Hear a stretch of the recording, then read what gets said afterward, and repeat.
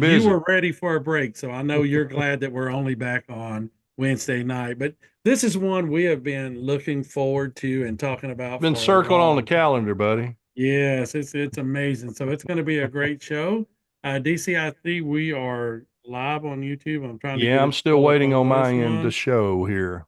Yep, I'm waiting on Yeah, I'm this the one to one pull that's up. always got the last part of this that shows me that we're good to go, man. Yeah, we're So not quite yet live, but we're getting there. But folks, we're gonna have an amazing show tonight. We we've got Adrienne Barbeau is joining us, and what an amazing individual. Just so fantastic much, so career, many man. things. Just Yes. unreal. And we Yep. have special guest host Amy Yeah, we Simon. sure So do. she's joining in as well. So it's going to be a great show. All right, What do you DC, got we are showing? now live on YouTube. We're up and rolling. All right. All So, right. folks, we are live on YouTube. We'll get ready to play our intro and get this one started. Hi, this is Ivan from Men Without Hats, and you're listening live from Nashville to the D&D Dynamite 80s podcast with DC and DH. Live from Nashville, Tennessee, you are listening to the D&D Dynamite 80s podcast with your hosts, DC and DH. So guys, take it away. All right, ladies and gentlemen, welcome in to another episode of D&D Dynamite 80s. I'm DH. And I am DC. And we're here to take another fantastic look back at all things 80. DC, touch of fall weather in the air, man. Yeah, Everything yeah, getting in finally. that time of year. And then we have this blockbuster guest on tonight. Isn't that something? And a blockbuster co-host. So I mean, what an amazing show. Yeah. Let's get the introductions done and get this one going. Everybody's excited. We'll do it. Yeah, we welcome in co-host Amy Simon. She's a model and actress in her own right. And she's been with us a couple of different times. And yeah, I got with her and said, "Hey, would you like to co-host this one?" And she said, "Absolutely, absolutely." And we're glad to have her in the co-host seat tonight. But it's our honor. It really is an honor. It is an to honor, have yes. just one of the most amazing performers. Iconic performance. Absolutely. That was what I was going to say next. Adrienne Barbeau is on with us tonight. How are you? I'm fine, guys. It's really nice to talk to you. Well, we appreciate your time so much. You have been on so many things that I just have loved. And I'll get to that back to school thing, which is it is awesome. I loved that movie, and DH and myself always are doing lines from it, and if that dress had pockets, you'd look like a pool table and all that great stuff. And my favorite is the "call me sometime when you have no class." Exactly. So anyway, you've been in some awesome stuff, and but also. Yeah. Another one of our favorites, DC, also Cannonball Run. I mean, oh my gosh, yes. So many of our favorites that you have been in and starred in, and it's just amazing to have you on the show. Well, thank you very much. Thank you. Let me ask this starting out. What made you want to get into performing? And at what age did you know that, hey, this is the route I want to go? DC, I started in high school. Well, I had a mother who, somebody told her that I had a nice singing voice. So she started me taking voice lessons when I was about 5th grade. And then in high school, I was doing the high school productions, musicals primarily. Mm-hmm. And I was working as a receptionist in a beauty salon, sweeping hair and making appointments.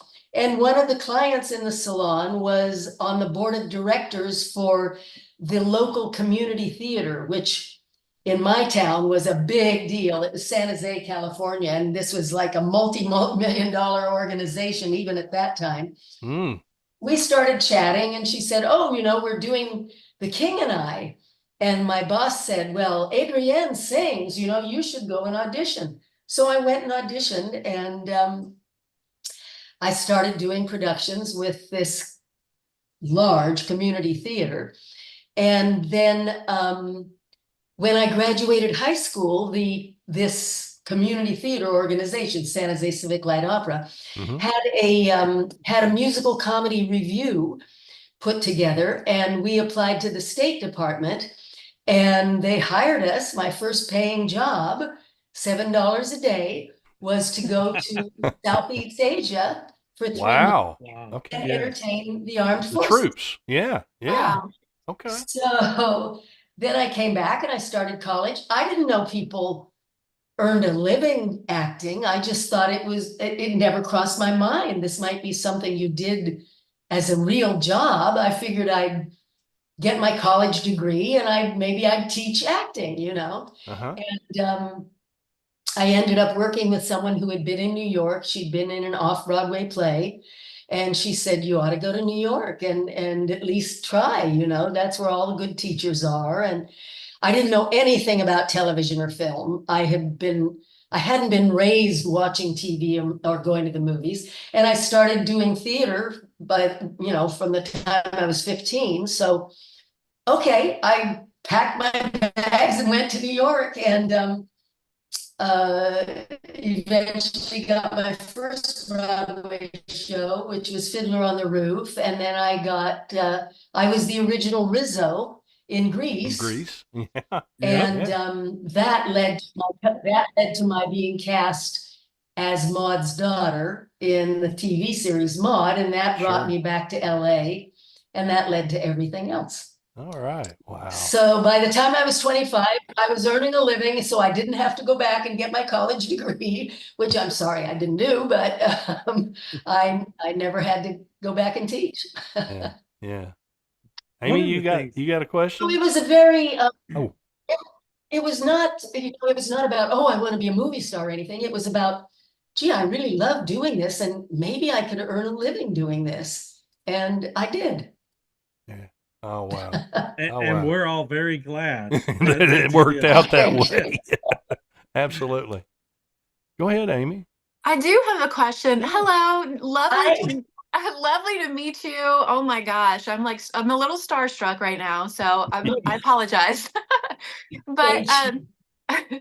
so how did you go? You said after Greece, that's when you auditioned to be on Maude. Yes. Well, I was nominated for a Tony Oh, for the role of Oh Rizzo. wow. wow. And Norman Lear was looking for someone to play B. Arthur's daughter.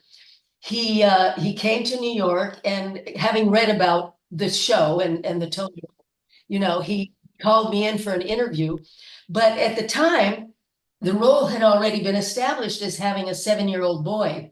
And Norman, we met and Norman said, you know, I'm sure you're a great actress, but you don't look like you could have a 7-year-old boy.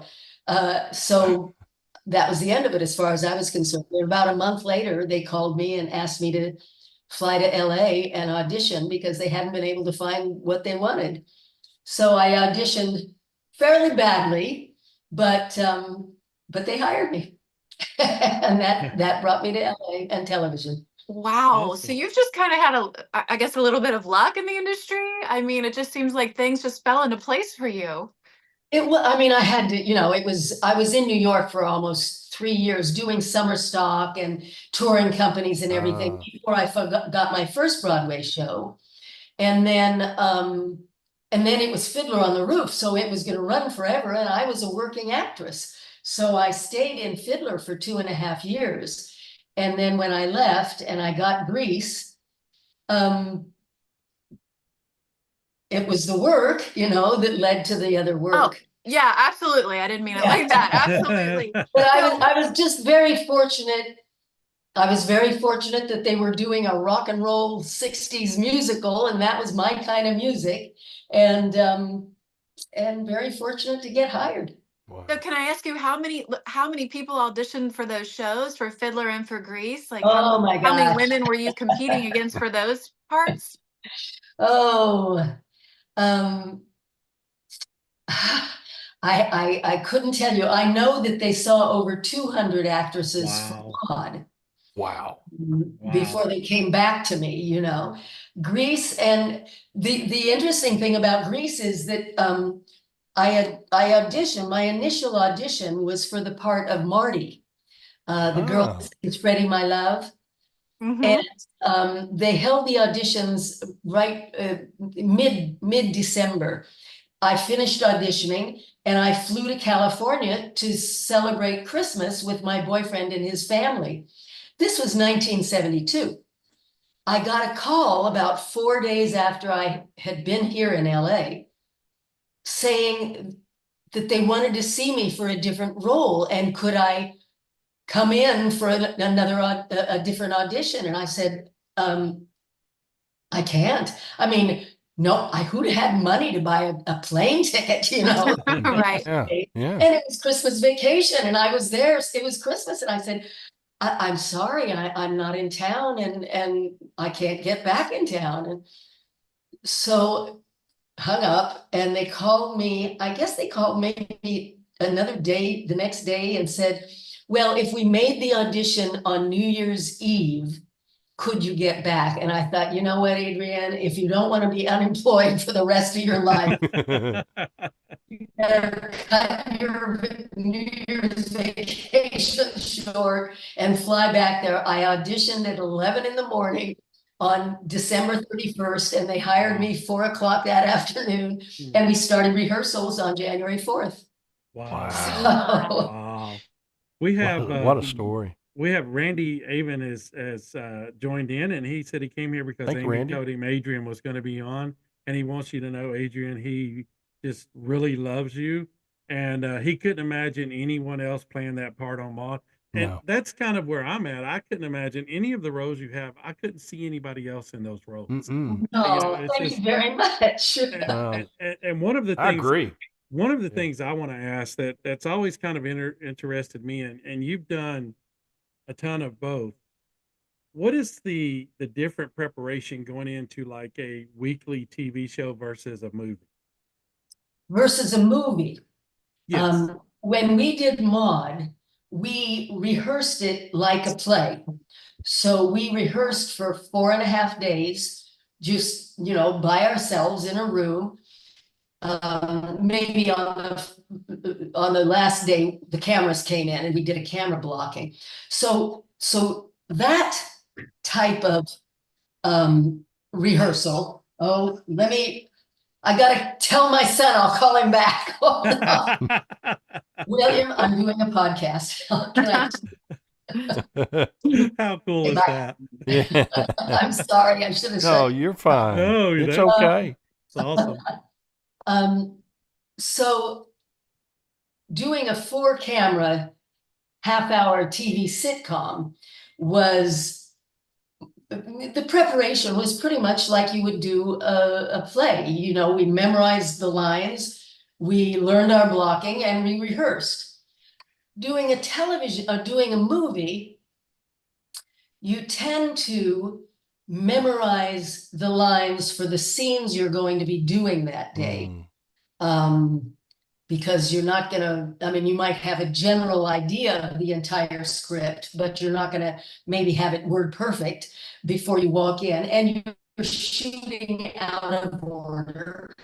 So it's a whole different thing, especially if you're doing a movie like The Fog, where the last scene in the movie, I don't know if you guys are familiar with The Fog, but Yes, the last ma'am. Oh, scene in yes. the movie takes place on the top of a lighthouse. I'm being pursued by ghosts, and I'm covered with fog. And we made that movie long before CGI. All they had were actual special effects. So they could blow the fog into a scene, but they could not evacuate the fog from fog. And then something happens and suddenly the fog disappears.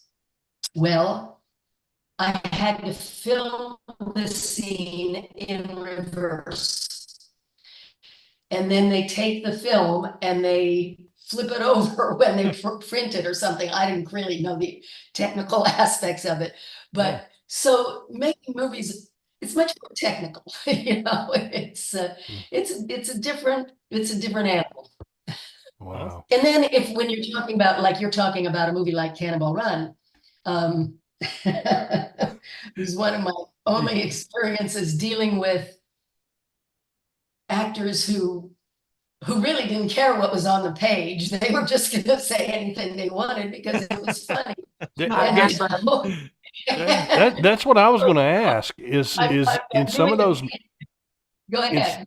Oh, I'm sorry. Yeah. I was going to ask that in some of the movies like you're talking about. Some of those folks are so expertise at ad lib. That's right. Yeah, Yes. yeah, and I guess you're right. That makes those scenes so memorable. I mean, they are. It makes it memorable, but it makes it hard on the actor who's working with, like Dean. I loved working with Dean Martin, but he never said a word that was in the script.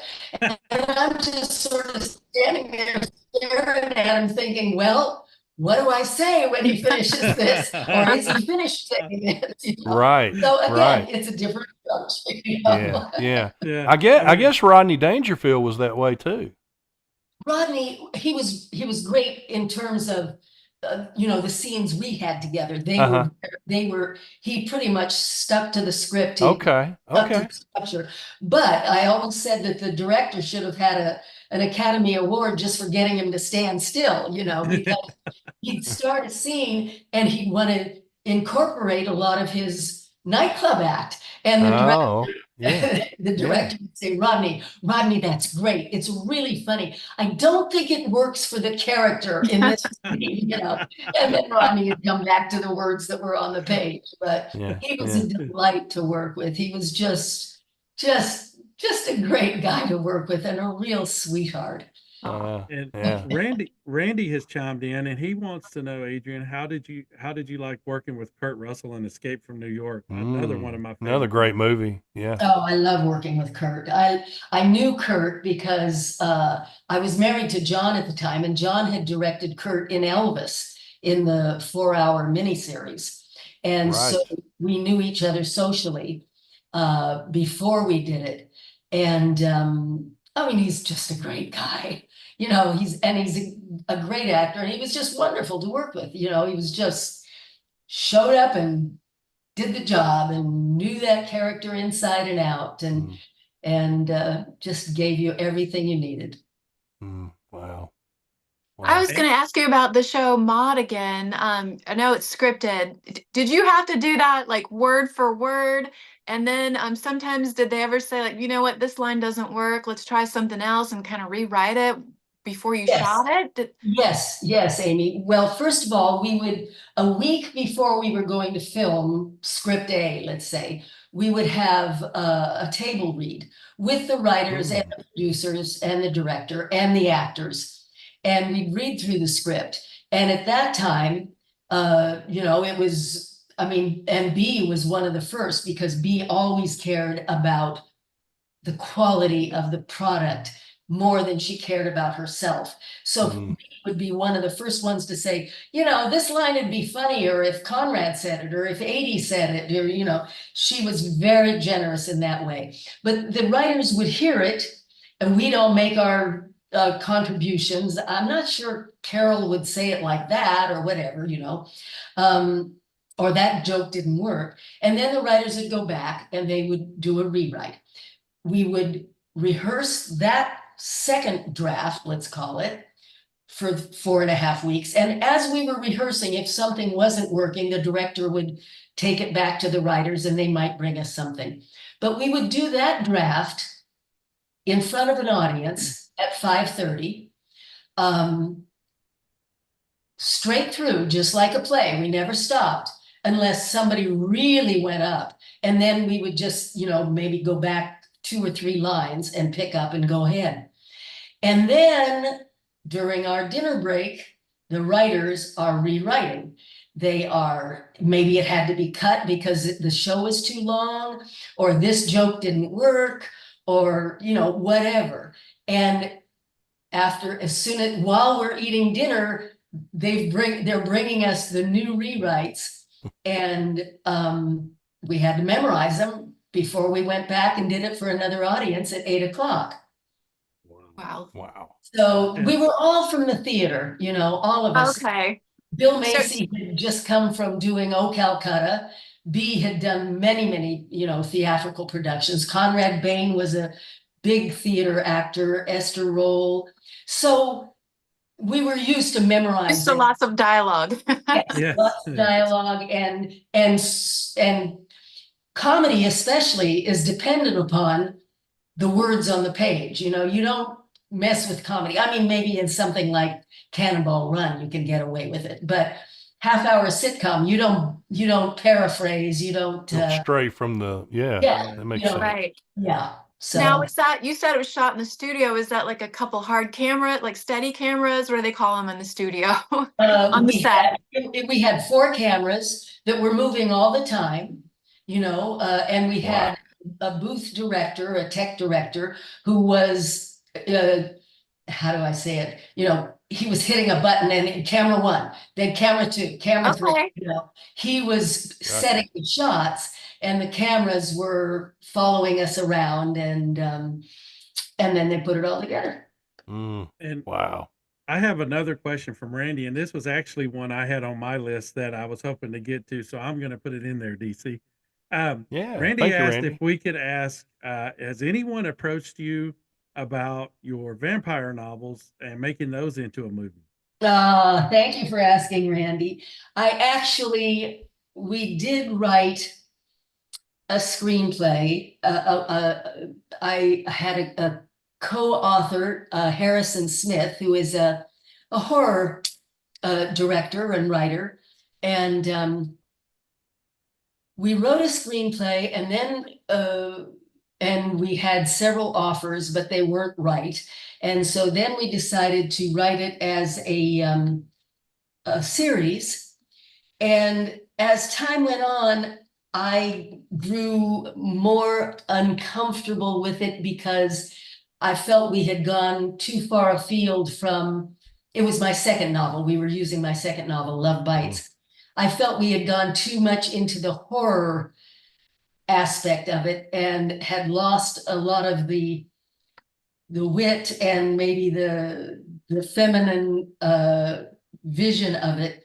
So we've put that on the back burner, and I'm right now I'm in the process of adapting another novel for a screenplay. Wow. But when I finish this, I'm going to go back and see if I can't knock out a pilot script based on Love Bites, my second vampire novel. But thank you Awesome. for asking. Awesome. Wow. Wow. Well, it sounds like to me you're not anywhere close to wanting to slow down. No. I really am not. You know, I just did a movie a couple of months ago for Tubi called Hustlers Take All. Okay. That just premiered maybe, I don't know, 3 or 4 weeks ago. And it was the first long form film I'd done in a while. I had done a couple of recurring roles on series, and I'd done 2 short films, but I had such a good time making that movie. I mean, we were working 14 hours a day, and in the middle of it, I was flying off to Kansas City to do an autograph signing, you know. I really love working, and when I'm not acting or doing voice work, I do a lot of video games and cartoons and stuff like that. Yes. When I'm not doing that, I do video describing for the blind, which means Wow. Goodness. I'm providing the description of what's going on screen in between the dialogue of the actors. So if you're watching SWAT or SEAL Team or Evil, I'm trying to think of some of the other TV shows. I do a lot of TV shows and horror films and everything. But if you put your TV on the SAP channel, secondary audio programming, you'll hear the actors, and then you'll hear someone saying, he turns to her with a furrowed brow or something. Wow. Wow. Okay. That's amazing. How neat. He shoots her through the head or whatever. That's amazing. And I've been doing the American Horror Stories this week, and it's great fun, and I can do it. If an acting job comes along, then I call my producers and I say I'm not available on, Monday, Tuesday, Wednesday, blah, blah, blah, things like that. So, Wow. yeah. I like to work. I like to work. Plus I got, I mean, you never know when you're going to have your house tented, because you get lights. Right. Right. One of the cool things, Adrienne, is when I look back, just kind of reminiscing back, is the shows you did like Love Boat and Fantasy Island and all of that. Yes. Those shows, like especially the Love Boat, that's the one you're kind of drawn to. It's kind of that feel good. I mean, they do have, some dramatic storylines, but it's always that feel good kind of happy ending thing. Yeah. What on set was that kind of the feeling you got when you were working on those sets? Oh, that's interesting. I don't know if anyone's ever asked me that or I've ever answered that. I will tell you that my first day on Drew Carey, I played Oswald's mom. Yes. My first day on Drew Carey, I came home. My sides were hurting from laughing because those guys were the funniest. I mean, they were just hysterical. But that was different. Love Boat, all I really remember about Love Boat, and I think I may have done it more than once. I did a couple of Fantasy Islands, Yeah. but the one Love Boat that I did do that I remember, I don't know if there was another one, was on the actual ship. That's what I was about to ask. Was it going a down fake the- ship or a real ship? Okay. It was on I think it's the Princess line. I'm not sure. Mm-hmm. But it was a 2-hour special, I guess, or I don't know. But we had to take the ship down to Puerto Vallarta. Well, I don't like being on the ocean. The first day I started to get sick, so I took Dramamine, and then I got really sick. Oh no. And we were having to get up at 4:30 every morning to get in makeup so that we could get our scenes filmed. Mm. As soon as we landed and I finished my scenes, I had them fly me home. So that's sort of what I remember. But the other thing that I do remember, it was great fun working with all of those wonderful actors that Esther Williams was on the ship because she was married to, he was one of the stars on the show that. Do you know who Esther Williams was married to, you guys? I can't remember his name. I can see his face. Fernando Lamas. I think she was married. Oh, okay. Yeah. And Fernando was doing the show. And Okay. And of course, Gopher, the fellow who played Gopher, had Fred. Yep. Fred Randy had been my boyfriend on Maude. Oh, Wow. okay. I didn't realize. Okay. Okay, I'll have to go back and look at some.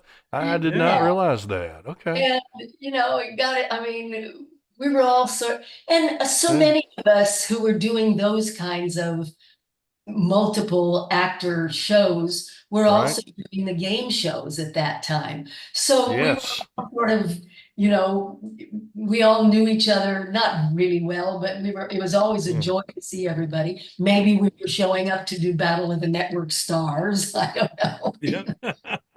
Remember it well. I remember that well. Yes. Absolutely. Camaraderie. Yeah. And because of the type of scripts they were, there was a lightheartedness about it. We weren't dealing with it was a horror. I mean, it was fun. Yeah. I remember some, some of you doing some of those game shows and stuff. Were you I'm trying to remember some of them. Were you on the Match Game or Hollywood Squares or anything like that? Yeah. I was trying to remember. I was on Match Game. I was on Squares. I did That's what I thought. Yeah. I did the pilot for the Gong Show. Oh, wow. I remember. Okay. I forgot all about that. The Gong Show. Yes, Awesome. that was one an of my awesome favorites. show. Yes. Yeah. But the one I was most known for, because I was a top winner and they used me all the time, was $20,000 Pyramid. Oh, wow. Okay. And that was a great show to do because it filmed in New York. So, and the producers were wonderful people. So they used to fly us out to New York and we, do 5 shows in a day and then have a day or two to hang out in New York and then come back. And those were the days of the game shows. I did one called Tattletale. I remember that Do you show. remember that? I remember Tattletale. I do. Absolutely. Yeah. And oh boy, I think, but mostly I did $20,000 Pyramid. Yeah. Yeah. Yeah. Yeah. Awesome. Well, I'm Did sure anybody, any of your In contestants fact, ever win the when we $20,000? did, Oh, I think we were doing, I'm gonna tell you, I was doing the show, it was the $100,000 pyramid. oh, wow. And right before we went to commercial break, Dick introduced our partners. And the woman that I was playing with was from Saratoga, California, which is where my sister lives. So we went to commercial. And I said, oh, my sister lives in Saratoga. What street do you live on? And she said, oh, I live on such and such a street. And I said, oh my God, my sister lives 4 doors away from you, right? We won. How wild is that? That is amazing. We won the $100,000, and she used it to hire my brother-in-law to remodel her house. Wow, that's awesome. Did they become friends after that? They've been friends ever since, and this was back in the 70s. The two couples have been friends ever since. And yeah, I won From a lot. show. Isn't that Yeah, something? from a show. Wow. I won a lot of money for a lot of people. Sure. That's a lot of money now. Yeah, definitely is. For school teachers, that's definitely a lot of money. Yes. Yeah. Oh yes, and my sister was a school teacher. Oh, wow. Hey, Okay. awesome. Yeah. Fantastic. I don't remember what my playing partner was, but anyway, that was sort of a fun story. Sure. That is. Sure. That's really cool. Amy, Yeah. what do you got? I was just gonna say both my parents were school teachers as well. Awesome. Oh, my niece is, yeah, fine. I think I was gonna ask you just, I guess once you started getting more famous, I mean, I know you said you were nominated for a Tony, but after you started getting more famous, did you still have to audition for all these shows? I know you had to audition for Maude with 200 other girls, but after that, the films and the other shows you did you Amy, still have to audition? I am still auditioning for some shows, you know. Okay. And if you can understand it from the producer's point of view, obviously they've called you in for the audition because they know you're talented and they think you can do the role, but everybody brings a different quality to a role, and they might be looking for somebody. In fact, I'm thinking about, I auditioned for a great role in a series for a very big producer that you would know, and they put me on hold. Which means they put a pin in me, which means, you're one of our top choices. And for a month they kept calling and saying, you're not taking anything else, are you? And have you had your COVID shots, and blah, blah, blah, blah, blah, blah. And then the day before they started shooting, they called and released me, and they went with the other actress. And then a couple of days later, they called me in again and offered me a role. And the director said to me, you were great. You just weren't, I think he said, you weren't trampy enough, or something. The character needed to be a little less, So it never bothers me if I have to audition for a role, because you can't take it personally. And, it doesn't have to do with you being known as as being capable of doing it. It has to do with other things. Maybe they're looking for somebody, taller or shorter or darker haired or lighter haired, and plus maybe they haven't seen you for a couple of years. I mean, let's make sure we know what she looks like. That's Yeah. very interesting, and it kind of makes me feel a little better. I'm also an actress, but I do commercials and I'm a spokesperson, stuff like that. But I feel like lately I've been auditioning a lot and I'm not getting them, and I know you can't take it personal. It's just you're just not what they're looking for at that time. Yes. But to hear that from you at your level, that's wow, that's interesting for. But so now I know during COVID, at least for me, everything went to video submission. Is that what you're doing? Or are you going in person? Yes, no, I haven't been in person. I mean, I do get a lot of things just offered to me, but I haven't been in person since COVID. I go to a self-taping studio. Okay.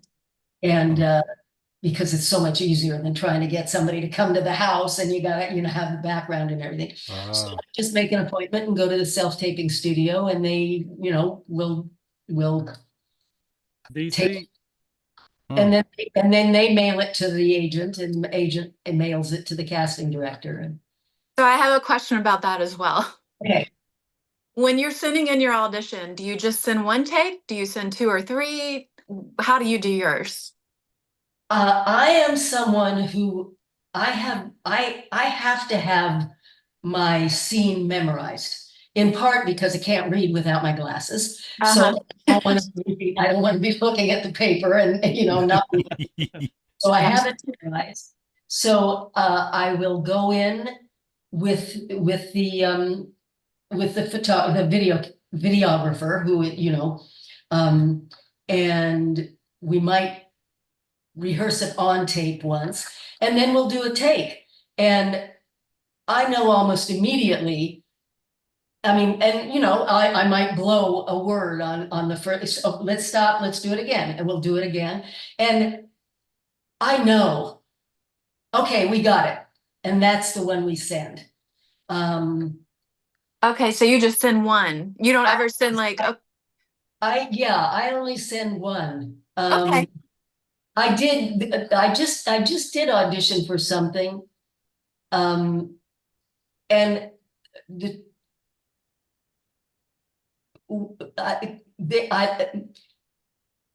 videographer liked one, I liked another, so I had him send them both to me. I sent them both to the agent and said, your choice. And sometimes the agent will send both because it might be showing a little different quality in one or the other.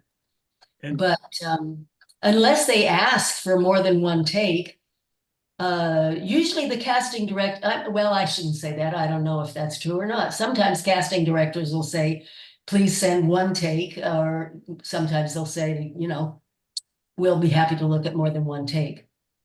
And then after that, do you have to go through the callback? Do you have to go back into it? No. Then I never hear another word, or I get a call a couple of days later saying they loved you. Can you start work next week? Yeah. Okay. See, that's interesting to me. That even at your level, I know I keep saying that, but you never hear anything either from your auditions. I send in auditions all the time, and I never hear anything. It's just like, oh, okay, well, moving on, and. That's interesting that they do that to you too. I mean, sometimes, sometimes my manager or my agent will call the casting director and say, what's going on? And they'll say, we're still thinking, or, we went a different way, or it was a great audition, but. Yeah. Do you have a favorite casting director in LA or in New York that you're like, yeah, I know I'm going to do well for the, do you have favorites, or I guess you can't say that? No, I don't. I really don't pay much attention. I have no. I mean, I know I have people like, for instance, we're working on this screenplay now, and when time comes to cast it, I do have casting directors that I do love. And I love going in front of them, because I really like them, and I think they're brilliant and they do a great job. But I don't think of it in terms of that. If something comes in from one of them, it's like, oh, great, I'm happy to do it. More so, I think, and we're probably getting off for your general audience, so we should probably. More so, sorry. No, we're good. No, we're good. No, it's awesome. All of it's awesome. When we used to have to go in person, then there were casting directors that I thought, oh, this is great because I love the way she reads. I really enjoyed seeing her, and I know she'll be gracious with me, that kind of thing. And others, you may never have met them, but I haven't gone in on a casting call for probably since 2019. So the person that films your auditions, they're reading with you. They're good at reading. Yes. Is that why you go to them? Yes. Yeah. All right. Sorry to take up you guys. No, You're fine. But I will say you're doing this, awesome. DC. I will say this out of that conversation. I think Amy's question and Adrienne's answer has enlightened me as why we never get any parts. They see us all the time. That's the problem. Yeah, We figured just it need to send an out. audio. Well, I don't know. I don't know if audio only would help either. I don't know. Probably not. You guys don't look like disc jockeys. You don't look like podcasters. I'm never gonna hire this. It looks like you should be playing baseball. Yeah. Yes, yeah. We have a good face. I could be a catcher. I got a good face to be behind the mask. Oh wow! Oh wow! I want to ask this. I'm curious about this one. Who are some actors or actresses that you've worked with over the years that you were just, oh, I'm so honored that I got a chance to do that? I know B. Arthur is one of them. Yes. I read that. I read what a connection you had as a friendship and all that as well. But just talk to me about a couple of them that really stick out to you. Well, Donald Pleasance from Escape from New York. Yeah. My favorite story about Donald, well, I have a couple favorites, but again, he was one of the funniest actors I've ever worked with. But my favorite story about Donald was when I was doing Fiddler on the Roof. I think we were at the Majestic Theater, and my dressing room was backed up to a brick wall. And then there was a little alleyway and another brick wall for the theater next to us. And Donald was doing The Man in the Glass Booth. I could hear him through two brick walls on stage. It was so loud. That was like, what is that noise? Oh my God, that's Donald Pleasant. He's doing this other play next door. So when the time came for us to work together, you know, I was a fan. You know, I was starstruck to work with Roger Moore. Roger Moore, what am I going to talk to Roger Moore about? Roger Moore, he was like a movie star. Yeah. I can honestly say in my entire career, there are probably, maybe I could think of 4 people that I wouldn't want to work with again. I've been very fortunate. I've worked with some really wonderful, wonderful actors. I love Tim DeKay from Carnival. Kurt, of course. Right. Tommy Atkins is one of my closest friends. We've never been seen together. We've done 4 movies together, but we've never had a scene together. But if you're talking about, you're talking about really recognizable names. Well, I got to work with Alan Arkin, play Alan Arkin's wife in Argo, you know, and John Goodman was on the set, and who else? Yeah. Yeah. Well, the Cannonball Run had a bunch of well-known names in it as well, you know. Dom DeLuise is Oh, I bet he was my such grandma loved him. Yeah, I bet he was a jewel to be around. He was a jewel to be around, and he helped me out. I was doing a play with another very well-known actor, being directed by a very well-known director, and the other actor was sort of out of control on stage. And Who was it? I'm not going to do that. I need details. But he just kept ad-libbing, and this is a theater production, you know, and I was I was trying to control him with the sound of my voice, by the tone of my voice. And Dom, who happened to see a rehearsal, just came to me and he said, Adrienne, just let him keep talking. He's got to stop sometime. And you go on.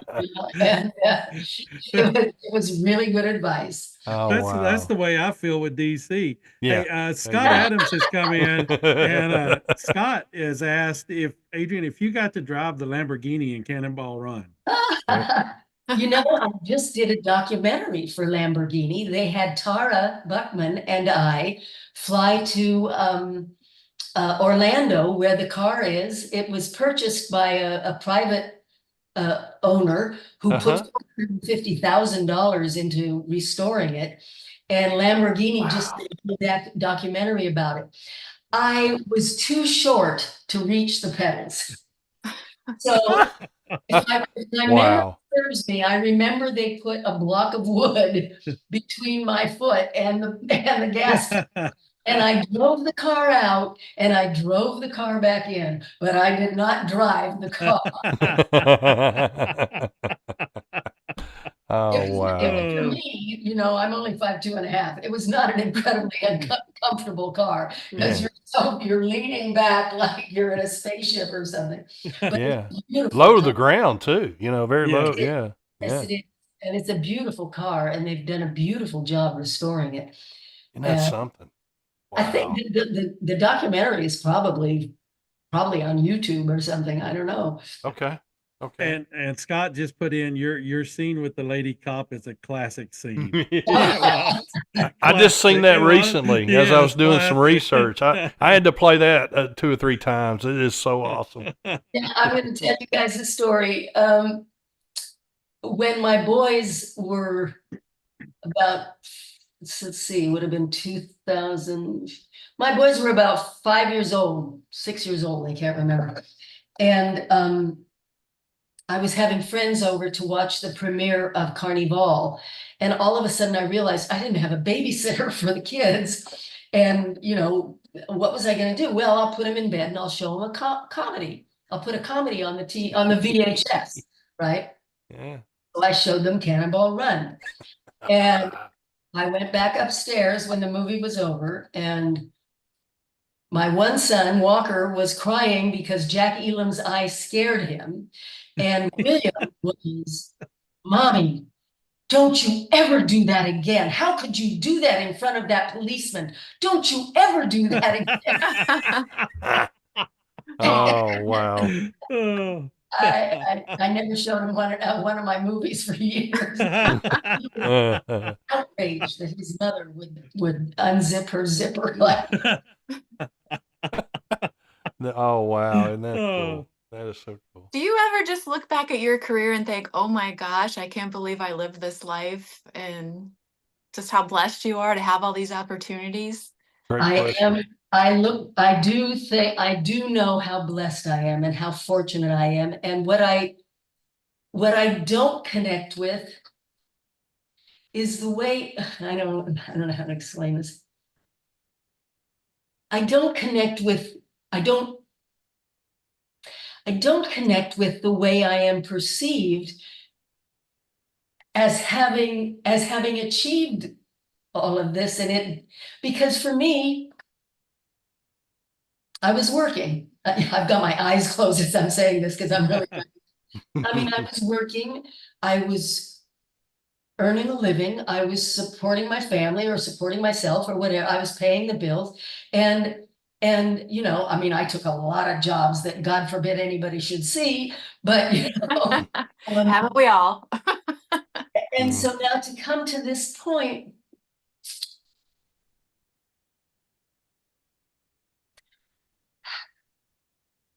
I don't know if it's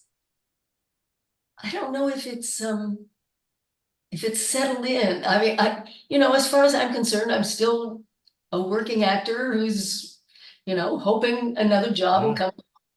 Yeah, you're still searching it. Yeah, that's awesome. But I have been incredibly blessed, and I just in all aspects of my life. I've got 3 fantastic kids, and and two great dogs, and but part of the family too. Yeah, absolutely. Yeah. But I what it is.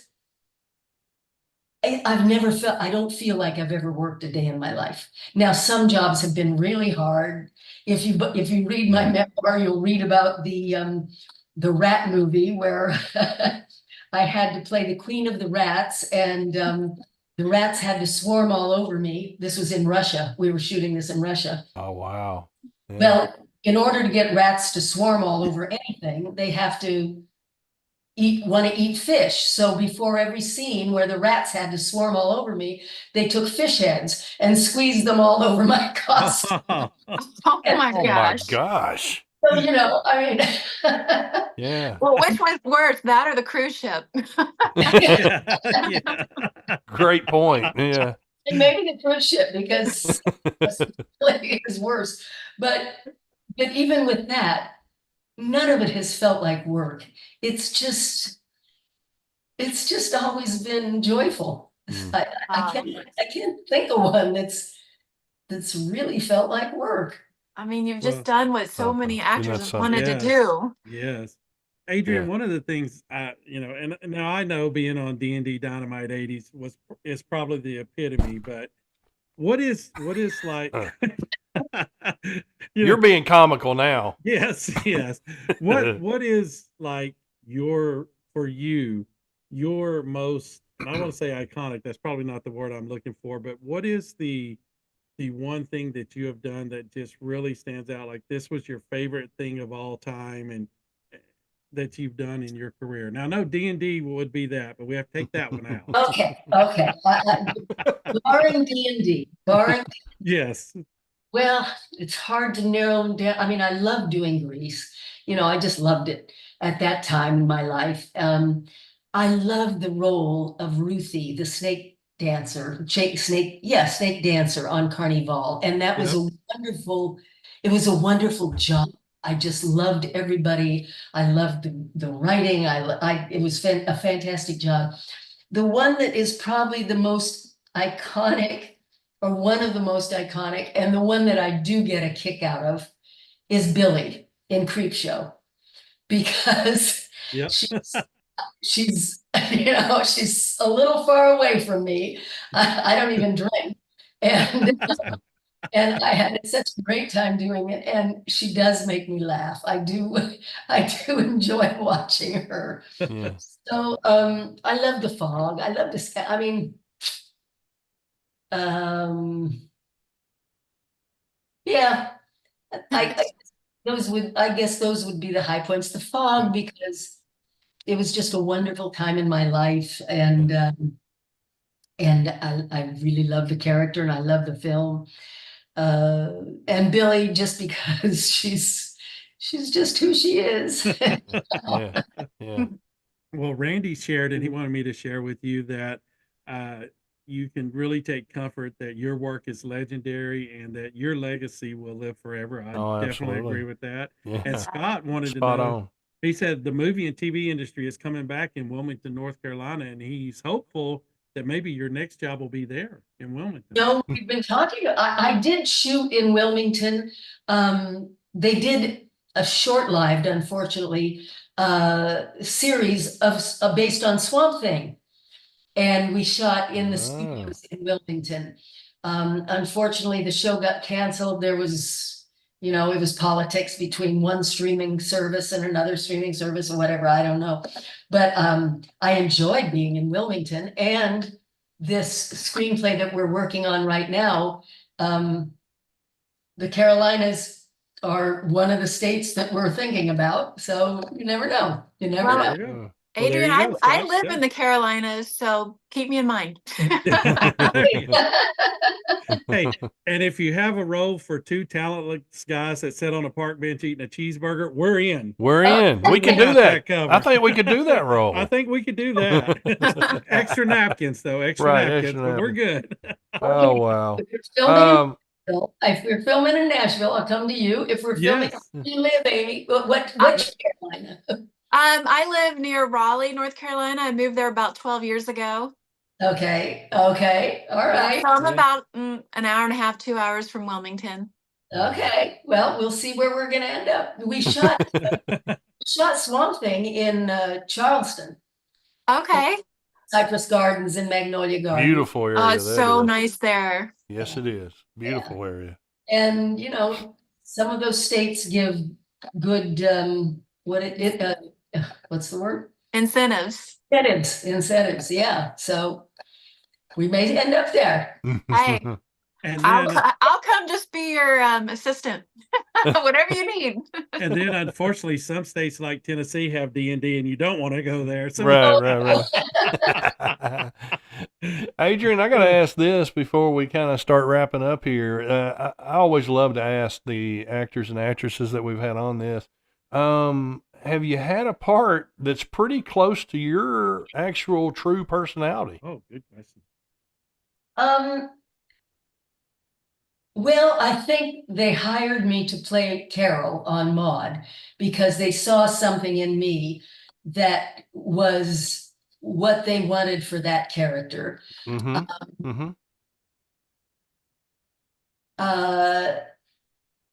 And I would think that Stevie Wayne in The Fog,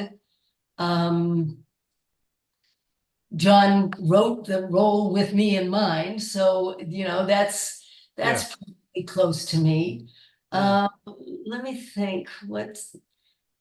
Um, there's probably a through. I mean, most of the characters I play are strong women. I don't play victims very well, and so there's probably a through line with that. Yeah. I probably wasn't Rizzo in Grease.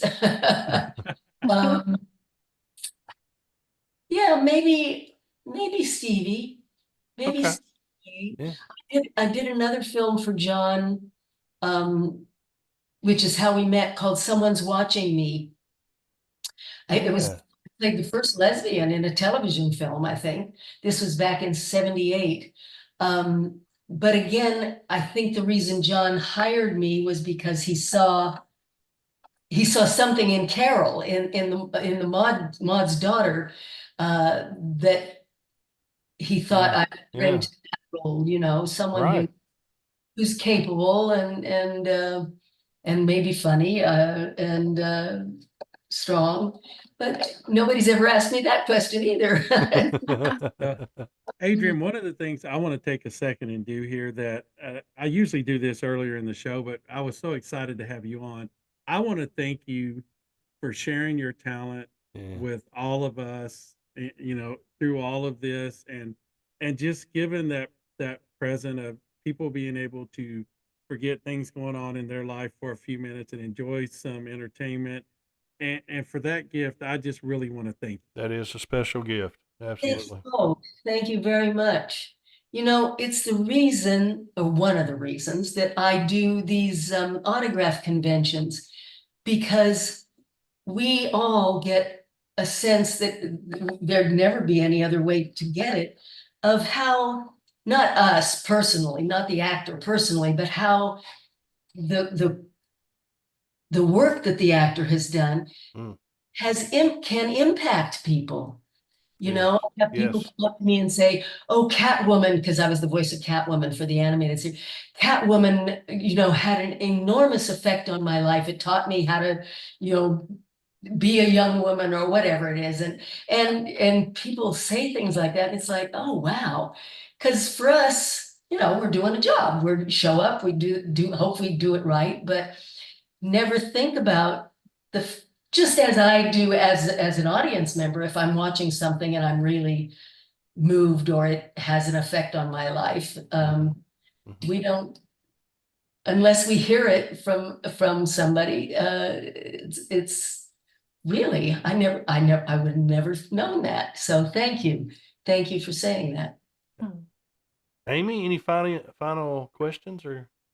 I just think you're beautiful and you're in incredible shape. What do you do to stay in incredible shape? Are you Pilates, yoga? What are you doing? Because you're stunning. I cannot believe I know I looked up how old you are. I'm like, no way. Like, you just look amazing. Well, the first thing I do is I don't do anything. I don't do anything to my face or anything like that. I'm not an advocate of messing around. Wow. For years, when probably starting in the early 80s until my 27-year-olds started driving, which would have been when they were 17 or 16 or 17. I used to drop them off at school and drop my older boy off at school and go to Gold's Gym and work out with weights and things. I really liked doing that. Once I didn't have to leave the house to take them to school, I continued, but then when the pandemic came along, it was like, oh, well, what am I going to do? When I can, I get to a Pilates class. That hasn't happened for I don't know how long, but I do walk my dogs every morning. And I'm not a meat eater. I stopped eating meat back in the 70s, and I never liked alcohol, so I don't drink. So I suppose that helps, Okay. Well, I just think you're beautiful, and I'm a twin as well. Oh, really? I Oh, have a twin brother. I'm 5 minutes older, so okay. he's the baby. You're close. We are. He actually lives in Winston-Salem. So are your boys identical or fraternal? They're identical, but they don't look that much alike anymore. That's it. Yeah, my brother and I look nothing alike. We look like we're from two different families. So That's something. You That's are amazing. fraternal. The boy Yeah. and a girl are fraternal. Yeah, these guys are identical. I mean, I know it from the the amniotic in the same sack. Exactly. And I will say, Amy, your last question, I thought you were talking to me, then I looked in the mirror and realized there was no way. So it's okay. Well, I was wondering if you ever met Jane Fonda and if you ever did the Jane Fonda workout back in the day. Oh, I don't know. I don't think I've ever met Jane. I used to do that. Yes, back in the day. Yes. Before I started working with weights, I think. Going to Golds, yeah. yeah. Yeah. All right. Impressive all around. You look Yes, amazing. very You're much such so, a beautiful very kind much so. person. Oh, you are just a lovely, lovely person. Yes. Can you hang for just another minute or so where we close everything out? Sure. Okay. All right. DH, you got anything, man? All right, ladies and gentlemen, that's going to do it for another episode of D&D Dynamite 80s. What an amazing, our honor, Adrienne, our honor. Thank you so much for being on the show. Amy, thank you for being on the show and co-hosting. Both of you. Amazing. Just amazing. Ladies. Yep. So, folks, that's going to do it for another episode. Remember, you can find us on Anchor, Spotify, Breaker Radio, Radio Republic, YouTube, Twitter, on the Instagram, the TikToker, on Facebook, our website, D&D Dynamite 80s, Google Podcast, and we are members of the Canyon Star TV family. And DC, I'm so embarrassed that is it your turn or my turn this week? It's your turn again. I figured, because y'all are going to have to pardon me, but every week to keep this contract going, they have a lot of viewers that do home gardens, and they needed somebody that could give them a scarecrow face that would help scare everything away. So, Adrienne, please forgive me for this. Here's your shot for this week, folks, to keep everything, including the corn, from growing. There you go. So make a snapshot of that, and that'll run off any animals that are going to be in your garden. I guarantee you. Right. But I also And want the to give corn a won't shout grow. out. Yes.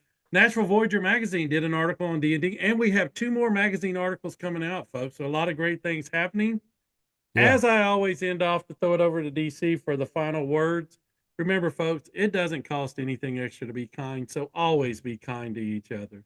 All DC? right, my friend. Thank you so much. Another great show, man. Oh, yeah. Let me get the sponsors in real quick. Yes, let's do it, and we'll try to wrap it up. All right. D&D Dynamite 80s would like to thank their sponsors: Hudson's Flags and More, Nesting Project of Smyrna, Tennessee, PJG Marketing, Totally Cool 80s, Charlie Bubbles Cares for Kids, Jackie's Creations on Facebook, Riley Rhodes Art Designs at RileyRhodes.art on Instagram, and the Magic Yarn Project. Yes. You can find all these great folks online. You most certainly can. Yes, make sure, folks, check out the Magic Yarn Project and go support We are so them. honored to be a part of that. We're honored to be a part of them, and Charlie Bubbles. The Magic Yarn Project, if you guys haven't heard on the show before, what they do is it's all volunteers, and they knit caps and covers, like princess covers and characters, Spider-Man and all the superheroes. Right, for children that have cancer. So they do that. And then Charlie Bubbles, if you donate. Paul Carafotis, actor Paul Carafotis. The Vooch. The Vooch, yes. what they do is you donate in, and then they take that money and they get these books and give them out to kids. They give free books to kids that may not be able to afford one. So two amazing organizations, and we're just glad to be a part of being able to give something back. Yes, we are, my friend. Absolutely. So check out those wonderful people. They do such great, great work. Next week, speaking of Canyon Star TV, and we are so appreciative of those fine folks. Yes. Allowing us to put our podcast on their channel and all that great stuff. We're going to have one of our neighbors that's on the podcast channels. We're going to have Rosie and Bill from the Rosie and Bill Show. They're actually going to be on with us next week. They're excited about catching up with us. I hope they give us a bunch of pointers. I was going to say maybe they can show us how to do this thing right. I mean, tonight Amy and Adrienne carried the show. So, they carried us. We couldn't ask for more. Right. So once again, Adrienne Barbeau, we appreciate it so much. Yes. What a fantastic lady what an you honor. are, and it was an honor. Thank you very much. You really made it fun. Amy, Simon, we want to catch up with you again. Hope you'll be on again with the show. This was wonderful. Thank you for bringing me on. What an honor to get to more speak to than you guys welcome. again. And Adrienne, thank you. Yeah. You're more than welcome. We had a great time. DH, my friend, I'll see you at work. Yes, sir. Yes, sir. We work right down the hallway from each other. So you say you'll see me. We work in the same hallway. Well, we do, and we don't see each other a lot. No, because I'm all over the building. There's no telling where I'm going to be. You're right. So. You're right. But we'll catch up, my friend, and another yes. good show. Thanks a lot for your insights, as always, my man. So for everybody, this is DC, and DC always kind of leads you out of the way. Keep playing those 80s, my friends, and we'll see you next week. See you next week, folks. Adrienne, thank Amy, thank you so much.